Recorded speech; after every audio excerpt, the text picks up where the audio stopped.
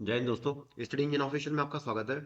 आज हम current affair में बात करेंगे ऑस्कर अवार्ड 2025 के बारे में। जी हाँ दोस्तों, हाल ही में ऑस्कर अवार्ड यानी जिसे एकेडमी अवार्ड्स भी बोलते हैं, उनकी घोषणा हाल ही में कर दी गई है, तो इसमें हम इस लेक्चर में कवर करेंगे।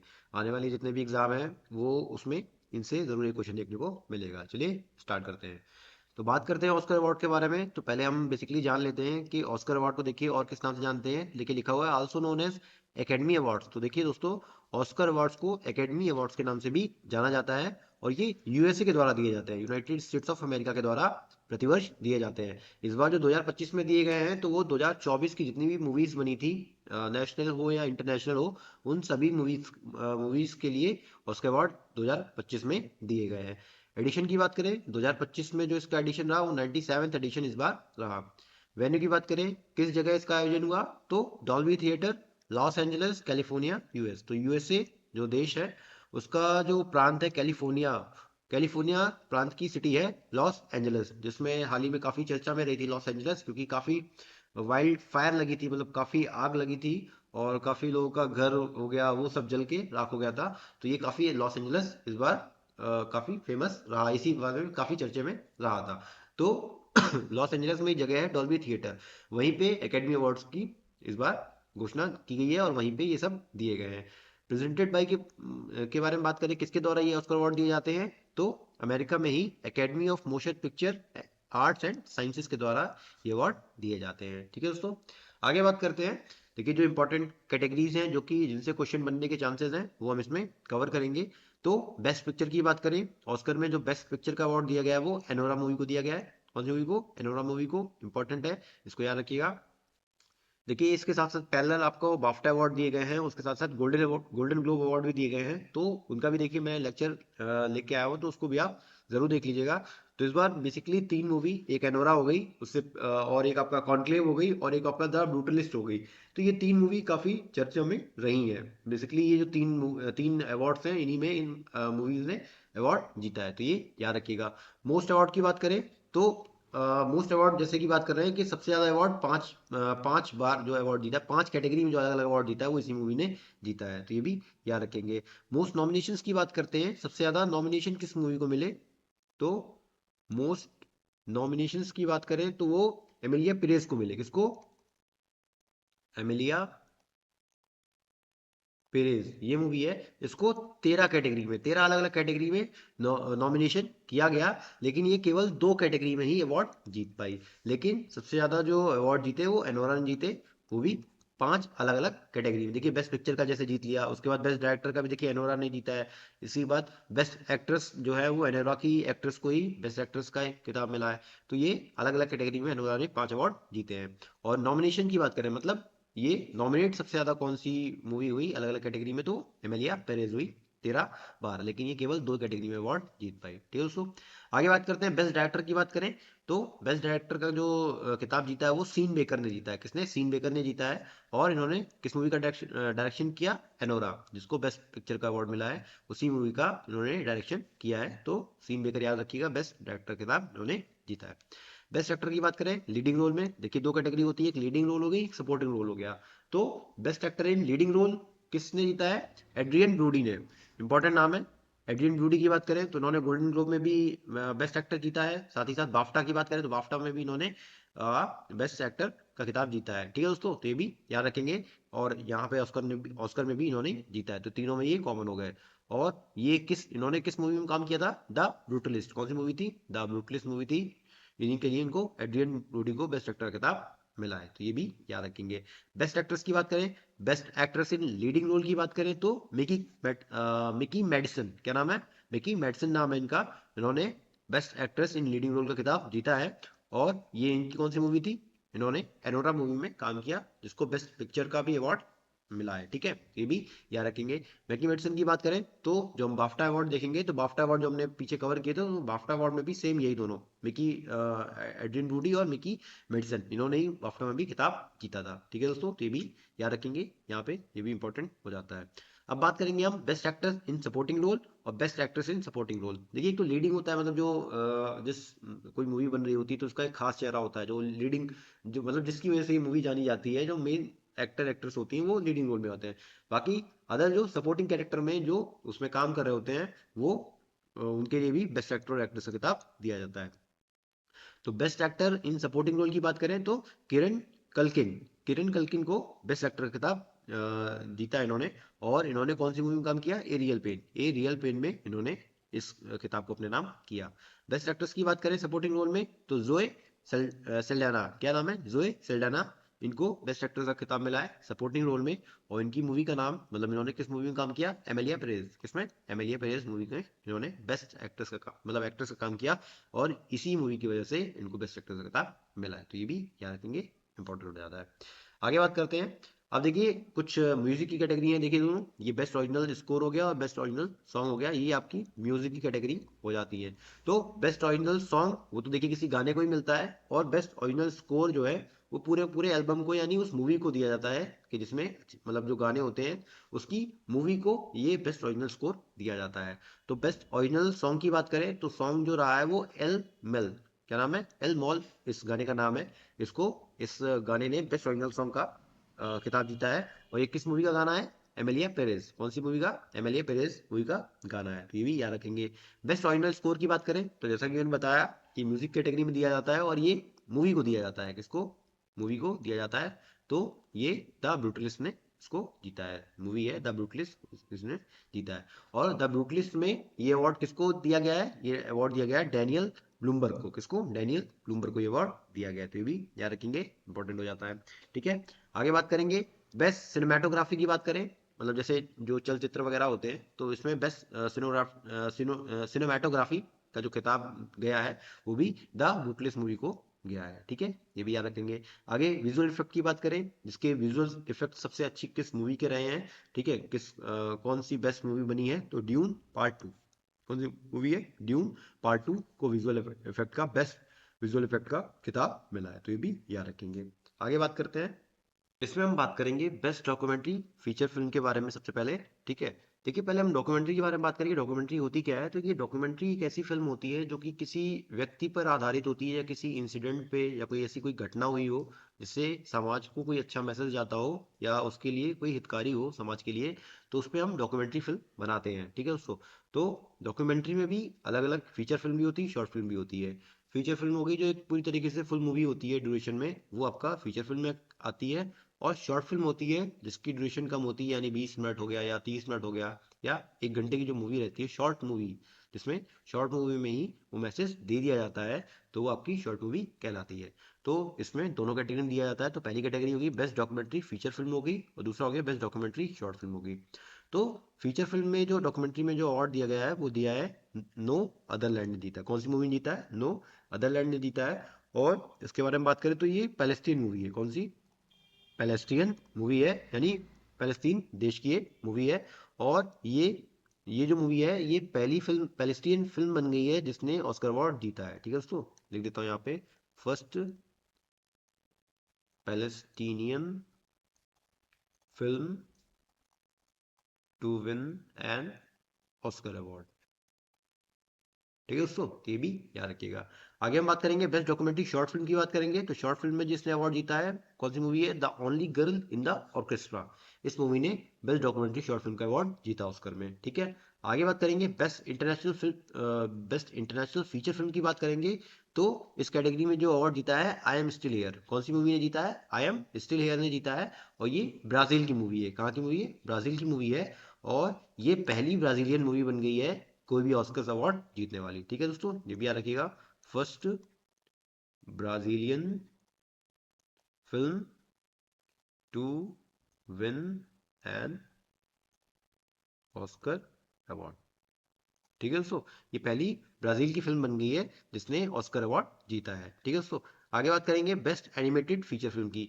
अब उससे पहले हम एनिमेटेड देखेंगे। एनिमेटेड का दोस्तों क्या मतलब होता है? तो एनिमेटेड आपका, जैसे आपने कार्टून देखे होंगे, तो कार्टून का जो फॉर्म होता है वो एनिमेशन फॉर्म होता है। तो उसी कैटेगरी में भी आपको फिल्म देखने को मिलेगी, एक फीचर फिल्म होगी और एक शॉर्ट फिल्म होगी।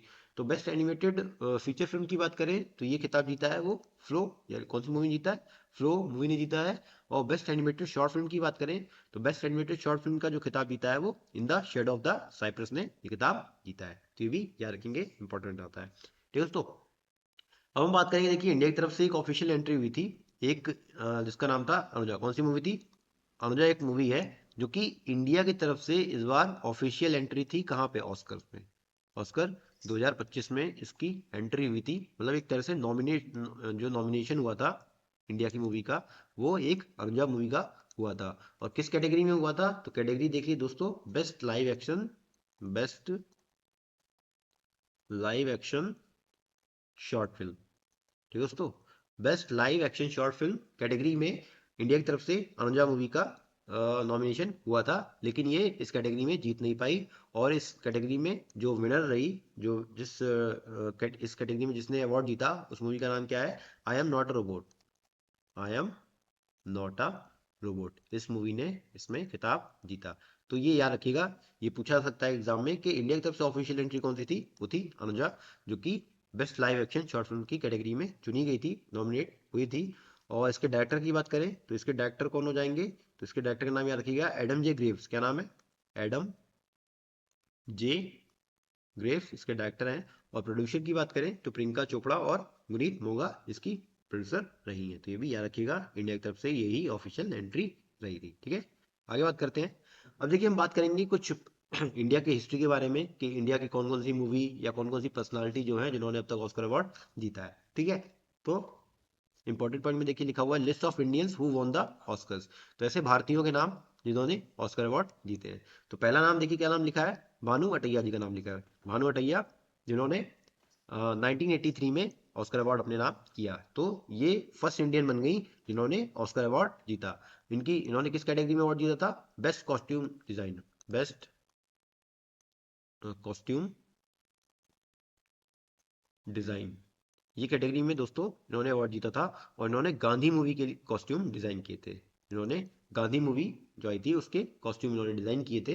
तो इन्हीं के लिए इनको 1983 में ऑस्कर अवार्ड से सम्मानित किया गया था।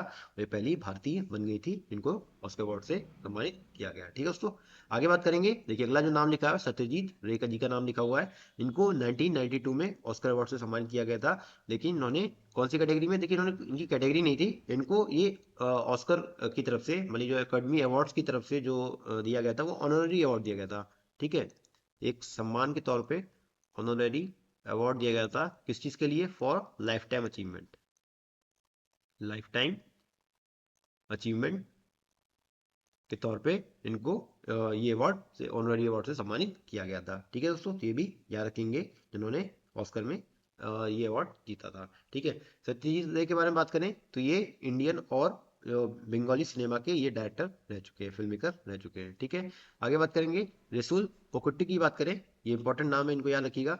रसुल पोकुट्टी हो गया, देखिए 2009, गुलजार साहब 2009 और ए आर रहमान साहब 2009। 2009 का जो वर्ष रहा वो भारतीय इतिहास में, ऑस्कर के इतिहास में वो काफी अच्छा रहा। तो रेसुल की बात करें, इन्होंने बेस्ट साउंड मिक्सिंग कैटेगरी में अवार्ड जीता। किसमें? Best sound mixing category. ठीक है, इन्होंने इस कैटेगरी में अवार्ड जीता था। और इनको जो इन्होंने किस मूवी में बेस्ट साउंड मिक्सिंग करी थी? तो स्लम डॉग मिलेनियम। क्या नाम था? स्लम डॉग मिलेनियम, ये देखिए मूवी का नाम था। ठीक है, ये एक ब्रिटिश ड्रामा फिल्म थी। कौन सी? ब्रिटिश ड्रामा फिल्म थी। ठीक है, तो इसी मूवी के लिए इनको बेस्ट साउंड मिक्सिंग का अवार्ड दिया गया था, रेसुल पुकोटी को। तो ये भी याद रखिएगा, 2009 की बात है।